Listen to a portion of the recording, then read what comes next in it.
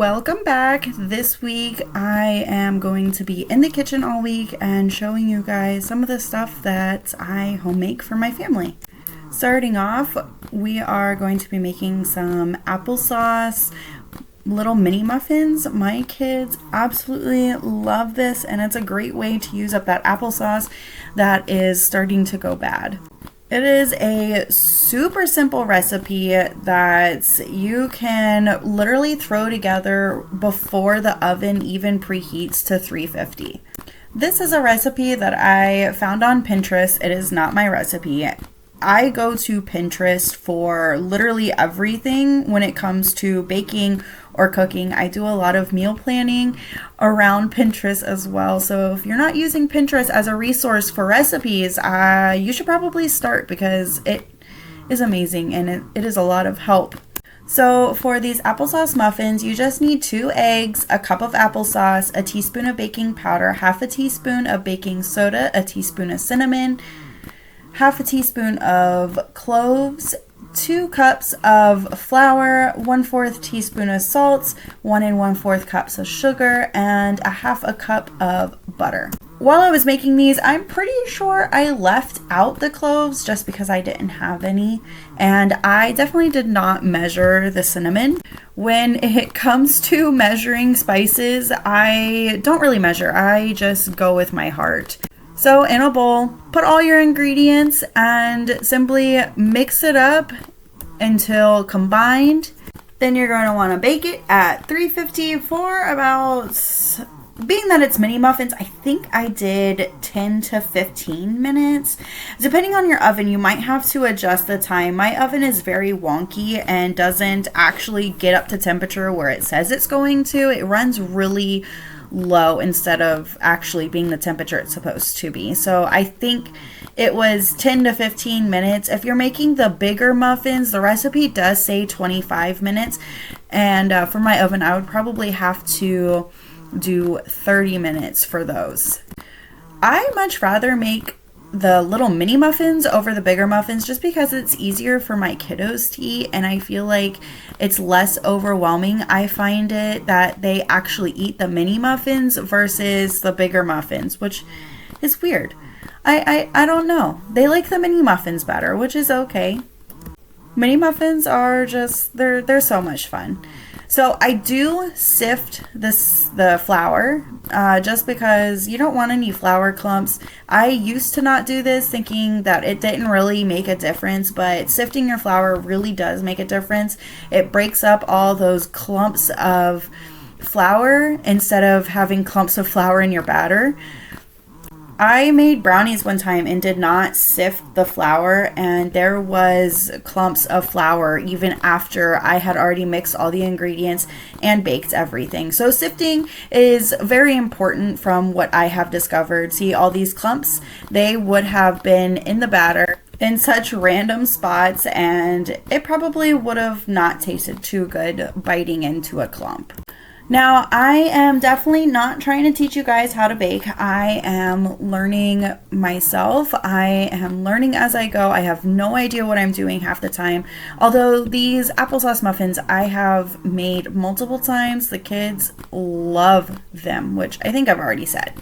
So really random, who all is a morning person? I have never been a morning person, and I have somehow made myself a morning person. I started getting into the routine of going to bed around 9 o'clock and waking up at like 5:30, 6 o'clock, and it just, waking up earlier just makes your whole day better, it feels like. I notice that I'm more energetic in the morning, waking up before the sun and being able to see the sunrise, along with getting a lot more things done during the day, because morning time is the time that I get my stuff done. It's the time that I have the most energy. So I bake, I, clean the kitchen, I do the laundry and do all the daily chores in the morning, and the rest of the afternoon is completely free. This goes along with my last video of me talking about goal setting and getting on a schedule. This is something that I definitely had to be patient with myself with, because I simply wasn't a morning person. I was going to bed at like 12 o'clock in the morning and was not waking up until, 8, 9 o'clock. Now, the kids were awake. The kids wake up at 6:30, 7 o'clock most days. So when I was waking up, I guess you could say at 8 or 9, I was out of the bed. I was awake. I just wasn't awake, if that made any sense. So meaning, like, I got up with my kids, of course, when they woke up, got them their breakfast, and most of the time it was something that was pre-packaged and just pop it in the microwave and hand it to them, or it was cereal or just something out of the fridge that they could just grab, because I just did not have the energy in the morning to do what I'm doing now. And now that I've gotten on this schedule, I'm able to actually make them breakfast and make them something that they're going to eat and get a good start in nutrition for their day. It also helps for the fact that I am out of the baby stage pretty much completely. The youngest is fully starting to actually take longer naps and sleep through the night, which helps a lot. So that means I'm actually getting the sleep that I need in order to be able to wake up at 5:30, 6 o'clock in the morning. So I'm going to be honest with you guys. This week was, pretty boring, honestly. I spent most of the time in the kitchen. I mean, it wasn't boring, but we didn't have anything exciting going on. It was just kind of a blah week. After not being able to do our plans that we were supposed to do last week, it sort of made me a little sad and upset. So when I get sad and upset, I sort of throw myself into something, and I guess this week I chose to throw myself into baking and get what was ever on my mind off of my mind through baking. Does anybody else do that? Throw themselves into something just to have a distraction? I feel like that's exactly what I did this week, because every day I was in the kitchen baking and making something new. So with these applesauce muffins, I am cooking up some eggs and going to be serving some yogurt as well. I also made Harley some eggs. He had eggs for the first time, which is absolutely insane. He is 9 months old.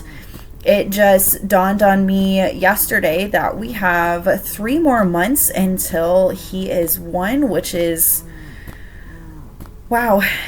It's really crazy. I cannot believe that I had him almost a year ago now. I feel like it was literally just yesterday, and being that he is our last baby, that brings up a lot of emotions. Don't get me wrong, I am super sound in my decision of not having any more kids, but at the same time, it feels like an end to a phase in my life. I am no longer going to be pregnant, and I absolutely love being pregnant, so that's a little upsetting. But it's time to start the new phase of my life, which is going to be officially homeschooling. Jean starts school in August, in 3 months. Holy cow, 3 months, and I will have a kindergartner. Time really flies by. I know I talked about this before, but the concept of time is such a weird concept to try to wrap your head around, because as a kid it feels like everything just drags on and takes forever, but now that I'm an adult, it just seems like time is going by faster and faster, and it's weird. It's really weird. Like, I talked to my mom about it, and she's like, yeah, time used to go by so slow, and now it's faster and faster and faster. It feels like it was just 2023 and here we are in 2024, and it feels like Christmas was just yesterday, but yet we're in the 4th month of the year already. Just kidding, we're in the 5th month of the year. See what I mean? I'm still stuck in last month. Anyways, take a look at these muffins. They are so good. I even eat some. So this is what you want them to look like when you're pulling them out of the oven, nice and golden brown, and let them cool off a little bit before serving them, of course, but they're super good. Now on to the next thing I am making. My kiddos love these as well. They are breakfast oatmeal cookies. This will be my third time making these. They are super easy and definitely a toddler approved breakfast. This is another Pinterest recipe, of course. So you're going to need 1 1/4 cup of rolled oats, 1 ripe banana. You're going to want to mash it. 1/4 cup of applesauce. So once again, a great recipe to use up some of that applesauce that you need to get used up. 1 egg, 1 teaspoon of vanilla extract, and 1/4 teaspoon of ground cinnamon. And of course, I did not measure the cinnamon. These go in the oven at 350 for about 10 minutes. And then you're going to want to let the cookies completely cool before taking them off of the pan. I did not let them cool once, and the cookies just completely fell apart because they weren't cool enough. I've also forgot to tell you guys, there is peanut butter in it. You can use any kind of nut butter, but I am using peanut butter. You use 2 tablespoons. I think I actually put a little bit more. We love peanut butter. It's a great source of protein, especially if you have a kid that really fights meat. One of my twins is one of those kiddos that are super picky, and he absolutely loves these. He has an iron deficiency, so the oatmeal helps him get his iron he needs, along with the peanut butter helping him with his protein. It's all around a really good nutritional breakfast cookie, and it freezes really well. You can store in the freezer for up to 3 months, or in the fridge in an airtight container up to 5 days. So that makes this recipe a really good prep recipe. You can make a whole bunch at one time and then store them in the freezer and be able to eat them over the next couple of months if you'd like to, if you're one of those meal preppers. I myself am not a meal prepper. I do not like meal prepping just because honestly, it takes up a lot. To me, it takes up a lot of time. And half the time when I did do it, we ended up not even eating what I meal prep because we just didn't feel like eating that. With me doing the menu the way that I do the menu, as I talked about in my last video, this makes it to where it's a little bit more, flexible. If I end up not wanting that for dinner, I can always choose something different and then just move what was supposed to be made on a different day. I mean, I guess you could do that with meal prepped meals too as well, but I've done that before, and a lot of times I forget that it's in the freezer and that it needs to be eaten, and then by the time that I remember, it is freezer burnt. And freezer burnt food does not taste very good at all. So this morning I'm also making hubby his peanut butter and jelly sandwiches, which is what I'm doing here. I am super glad that he is back home from working a long time away. This is leaven for another recipe that I will be showing you guys in a second. It will be the first time that I am making this bread. I don't know why I'm so close to the camera, but okay. Anyways, I am making blueberry lemon bread. Hubby requested some blueberry lemon bread, so that's what I am, making. Duh. I just told you that. Anyways, this bread was a little difficult. It took my baking skills to the test, or put my baking skills to the test. It was a little difficult, honestly. So this recipe is a sourdough recipe, and the total time it took from start to finish was about 28 hours. What took so long is letting everything bulk ferment and rise. So the sweet leaven is sugar, sourdough starter, milk, and flour. And you want that to sit in a warm spot for about 8 to 10 hours or until the leaven has doubled and tripled in size. So what I'm doing here is actually making the main dough, which is going to take about 8 to 12 hours to cold proof. So while it does take a long time to make this bread, it's honestly just sitting and waiting. It's not you actively doing things. I think to put all the ingredients together, it took all of 10 to 15 minutes. The main dough, it did take a little bit longer because you of course have to knead it, and per the recipe, it says it takes about 15 to 25 minutes. You want the dough to pass the window pane test, and you are mixing it on medium speed.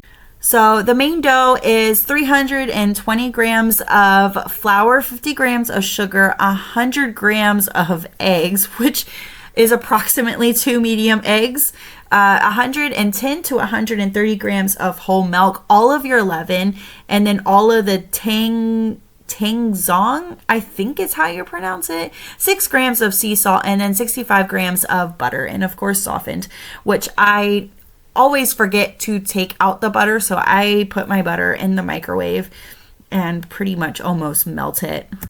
And here is another close-up of the leaven. So the leaven is just 5 grams of sugar, 15 grams of active starter at 100% hydration, 30 grams of whole milk, and 40 grams of all-purpose flour. You mix that all up, and like I said, let it double or triple, and it takes about 8 to 10 hours in a warm spot at 75 degrees Fahrenheit, 24 degrees Celsius.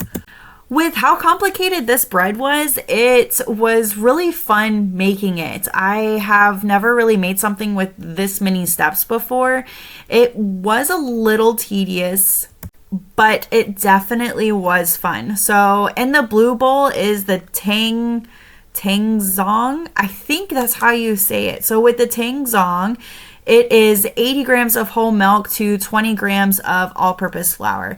If anybody can explain to me exactly what that is and what it does, that would be greatly appreciated, because I have no idea what role that stuff plays in this recipe.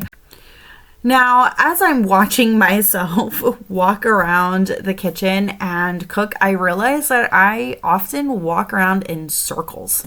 Does anybody else do this? Like, look, I'm literally walking around in circles. It looks like I do not know what I'm doing or what I'm looking for.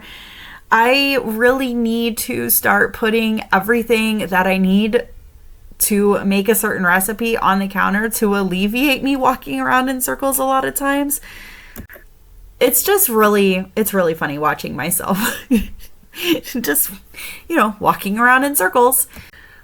Okay, so I am kneading this bread. We're going to knead it for about 15 to 25 minutes. It needs to pass the window pane test, which I already said. If you do not know what the window pane test is, it is where you spread up or stretch apart the dough and sunlight can go through it without the dough breaking, is from what I understand, from what Google has told me anyways. If you know something different, definitely let me know. I am all about learning from others who do know what they're talking about, because honestly, I have no idea what I'm doing or what I'm talking about at this point. Now, this is where I'm letting the dough rest, I believe. I'm trying to remember. Yeah, so I'm letting the dough rest. It has to rest for about 30 minutes. And while that is resting, I'm going to be cutting up some watermelon. My oldest son has been begging for this watermelon since we got it from the store. But of course, it wasn't ripe enough yet. And now that it is, it needs to get eaten before it gets forgotten about. I'm really good about forgetting our melons. I actually went to cut into a cantaloupe the other day, and it was bad already, and I feel like I just bought it. So don't forget to cut your melons. I'm also super excited to get my garden officially started. I don't know if I'm going to have to wait till next year to be able to plant cantaloupe and watermelon. Just because I really need to get my garden beds, which I have not done yet, and I feel like I'm getting past the time to be able to plant these things. Time, like I said, time is going by so fast. It feels like I don't have enough time to do all this stuff because it just flies on by. And do not come at me for my knife skills. I am not very good at using a knife. When it comes to cutting things, a lot of the times I will use scissors, and I get so much crap for using scissors on things, especially like cutting up my kids' meat, cutting up their spaghetti, just cutting up little things like that. I will use scissors over using a knife. And yes, I know that's not the proper way to do things. It's okay. I'm not a professional.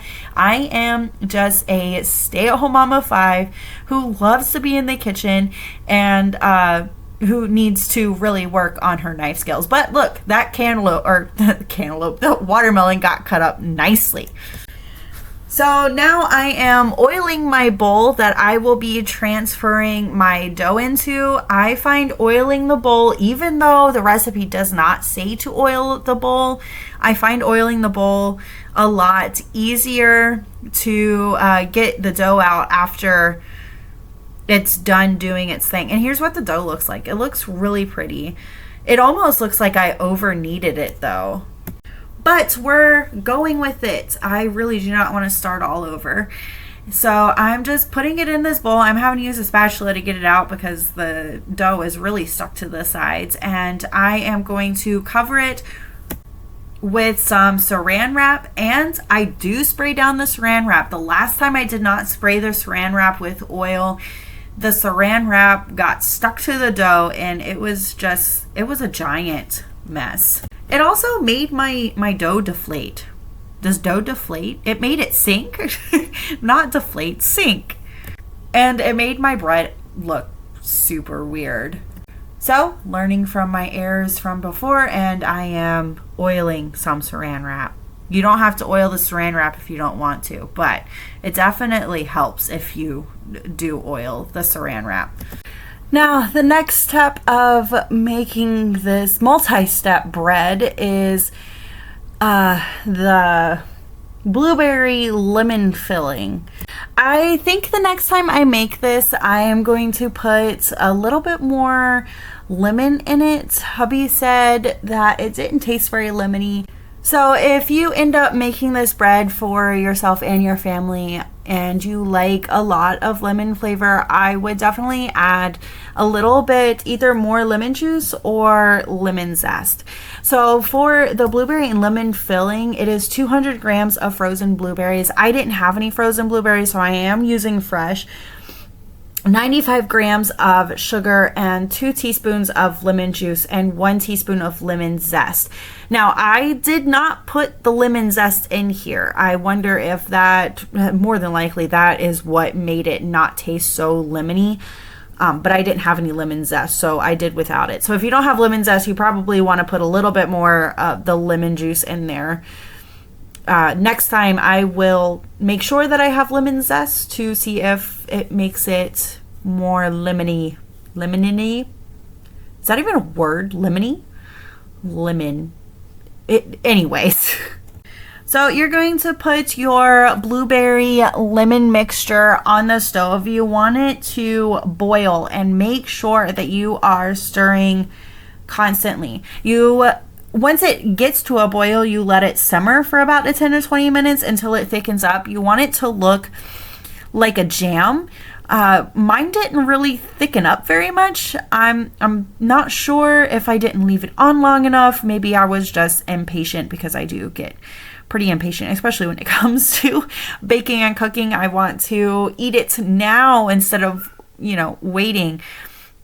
So maybe I didn't let it heat up long enough, which, it's okay. It still came out pretty okay.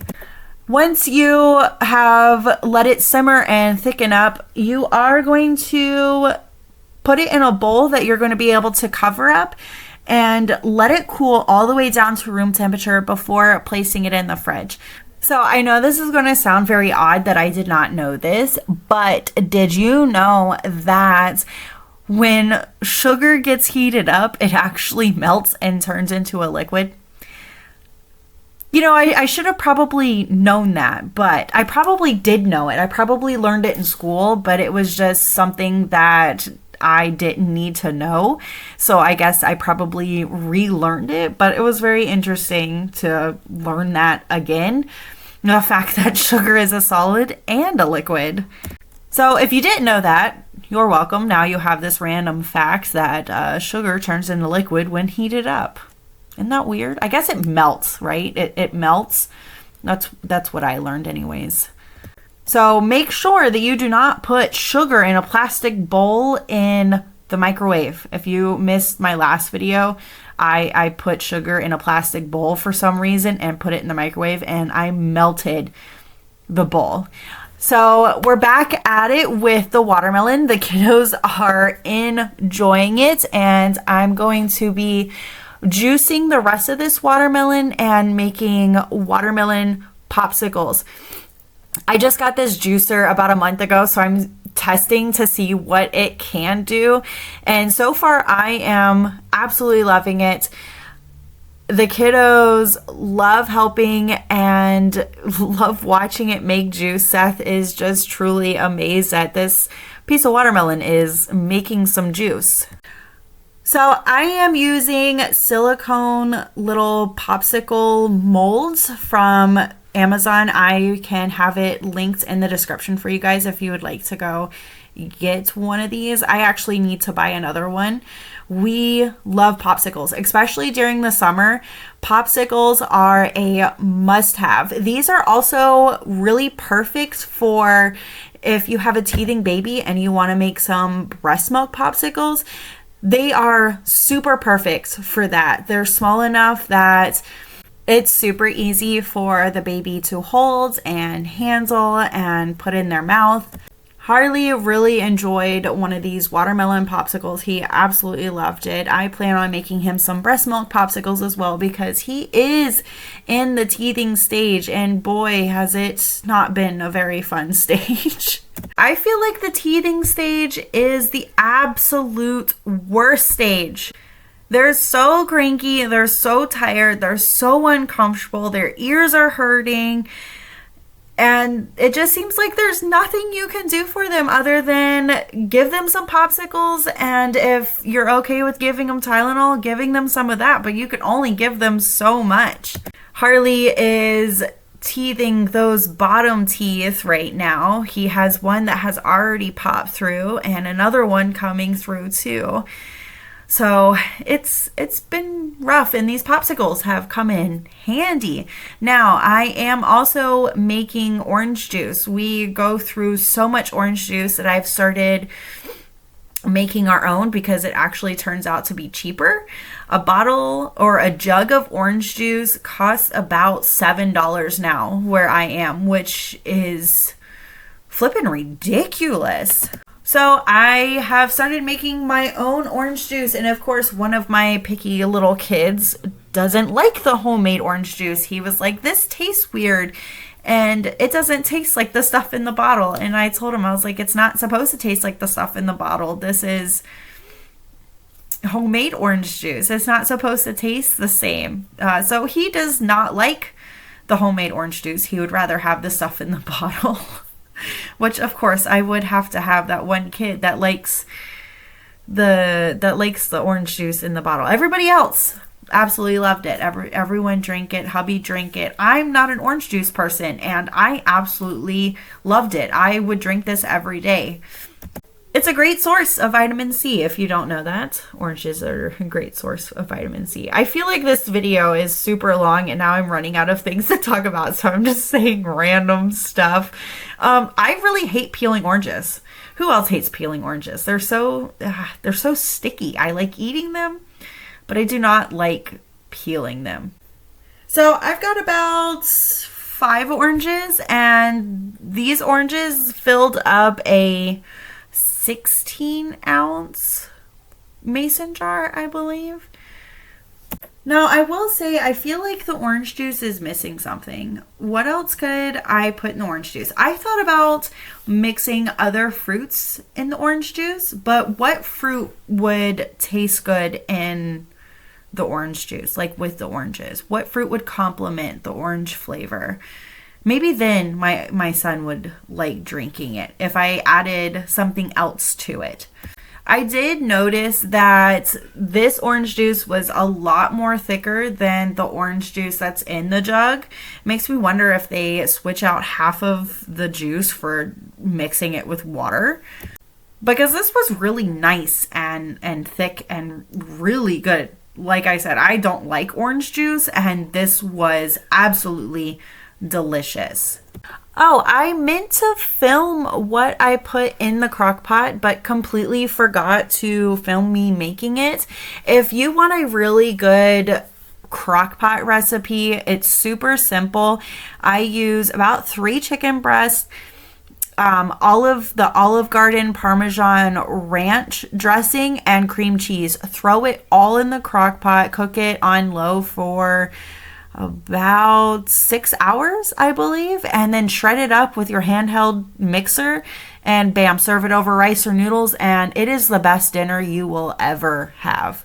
And the easiest. And it is toddler approved. My toddlers will eat 3 to 4 bowls of it. Granted, there's not a lot in their bowl. They have little kid bowls, but still, it is the only dinner other than spaghetti that I can get them to eat multiple servings of it.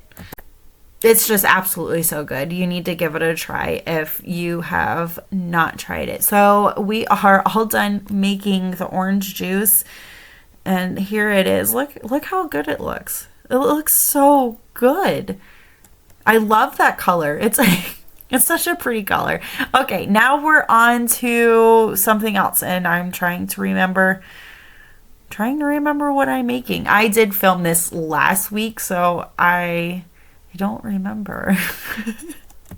Okay, I remember what I'm making. So we are having sloppy joes, which I am also homemaking. If you don't make homemade sloppy joes, it's really easy, surprisingly super easy. So I'm making homemade buns to go along with our homemade sloppy joes.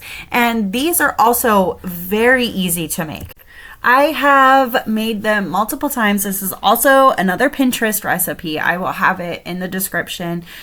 So 1 cup of milk, a half a cup of water, 1/4 cup of butter, 4.5 cups of all-purpose flour, 1 package of instant yeast, which is about 0.25 ounces, 2 tablespoons of white sugar, and 1.5 teaspoon of salt, and 1 egg.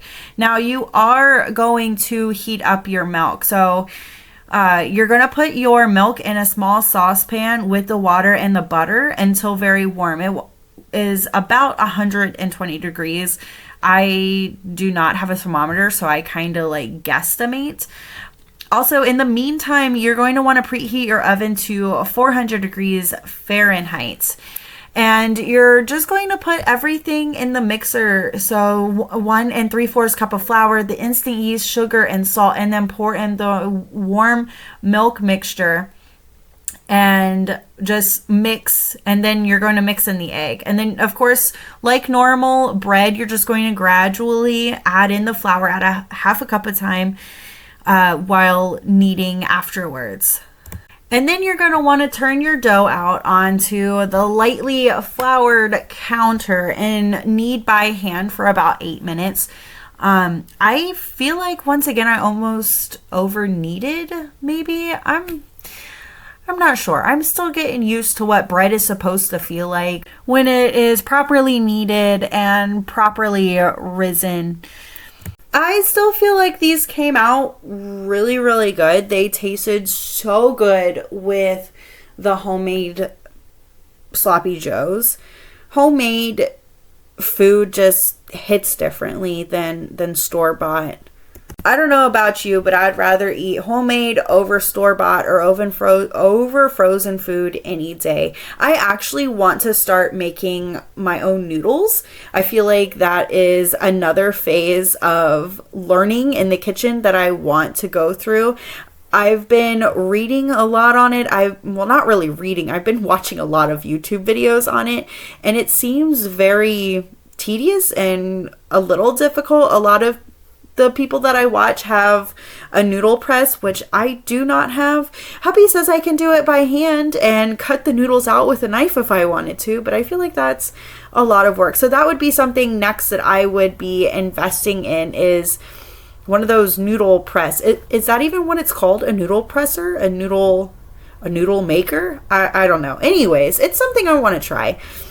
And I feel like it would be really cool to have our own homemade pasta made with our homemade pasta sauce.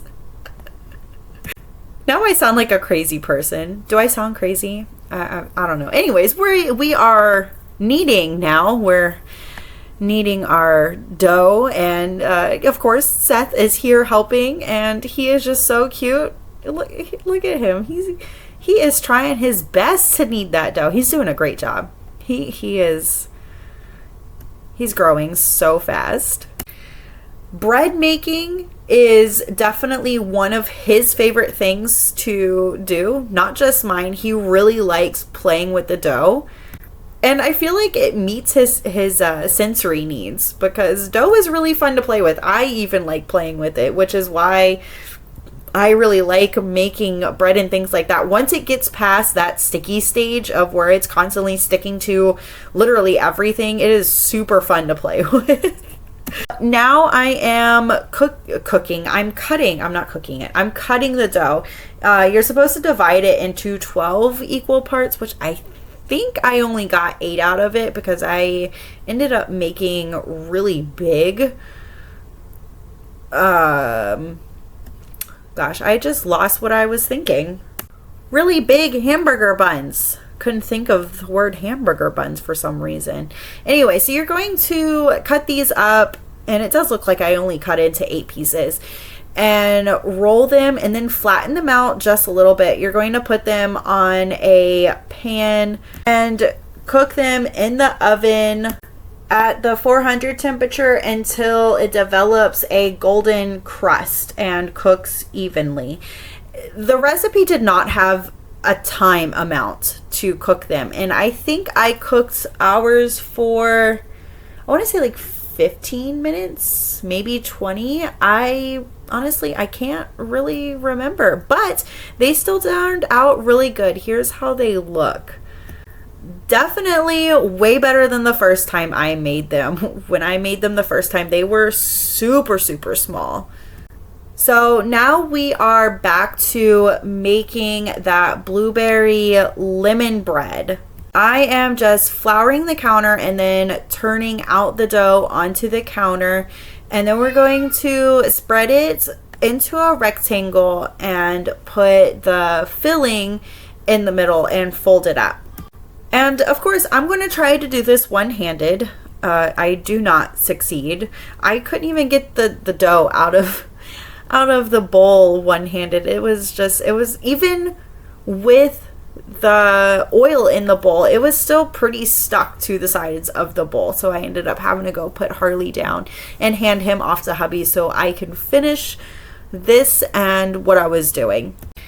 And guys, that pretty much concludes this week little vlog in the kitchen. Thank you for joining me. Do not forget to subscribe and like and comment if you have any questions. And of course, share if you want to share with your friends and family. Hopefully that doesn't sound too cheesy. I feel like that sounds cheesy. Anyways, back to the bread. I did quickly realize, which you'll see here in a little bit, that I definitely need to invest in a longer bread pan. Probably a bread pan size like the size of the loaf you would find in the store. I don't know how big of a bread pan that would be in inches, but that's something I definitely need to invest in if I make this bread again, because with it being on the pan instead of being in a bread pan, it did end up flattening out. So it didn't look as pretty as the picture is on the recipe, but it still ended up tasting pretty good, other than the fact that it wasn't lemony enough. Hubby really likes lemon, so it wasn't lemony enough. Lemony. Oh my goodness. Now, you are preheating your oven at 390, and then you're going to bake the babaka, I think that's how you say it, for about 20 minutes. Then reduce the oven temperature to about 350 and bake for another 20 minutes. Now, because I did have this on a baking sheet and not in an actual bread pan, I did not do the extra 20 minutes because it was done after the first 20 minutes. And the other thing that I did not do with this bread that you were supposed to do was add the lemon glaze on top, which probably would have helped with the lemon flavor. For the lemon glaze, it's sugar, water, and lemon juice, and you heat it up until the sugar dissolves, and then you just pretty much paintbrush it over your bread and give it a nice pretty glaze. This bread is something I would love to attempt again. It was really fun to make, really time consuming, but I need to get a bigger bread pan and try again, because it came out good, just not as pretty as I was hoping. So with the blueberry filling in, you're going to roll up your dough. And once you get the dough rolled up into a nice tight roll, you're going to seal off the ends and seal off the part that you rolled over, if that even makes any sense. And then you're going to take a knife or a bread cutter or whatever you want to use, and you're going to slice it down the middle long ways. And you're going to braid the dough, which is going to give it, or is supposed to give it, a really pretty look with the blueberries and everything on top. And it makes it to where the blueberry mixture is throughout the whole bread.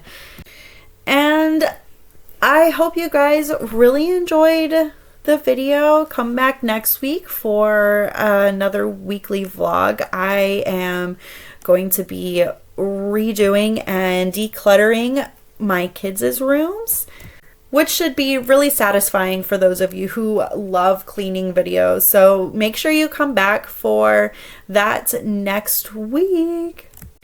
Don't forget, I upload every Saturday at 10 a.m. Eastern Standard Time. And if you are wanting to see something specific, leave it in the comments and I will try to incorporate it into my next video.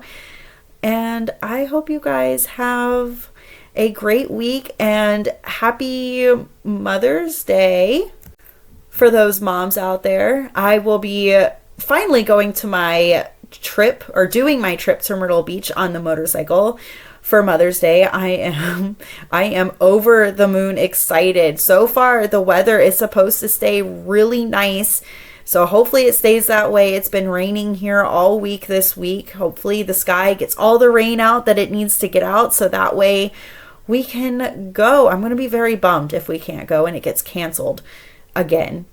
See, I'm trying to measure to see if I can make this fit in my tiny bread pan, which it's not going to fit. And yeah. I really should have thought this one through a little bit, along with timing it properly would have also been a really good idea.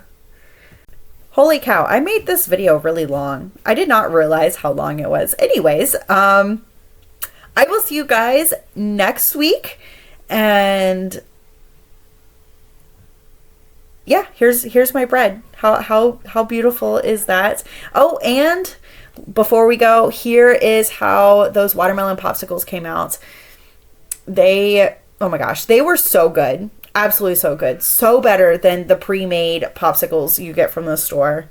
Look at that. Plus, no added sugar, and it's made from real fruit juice. And you know it's made from real fruit juice. Bye, guys.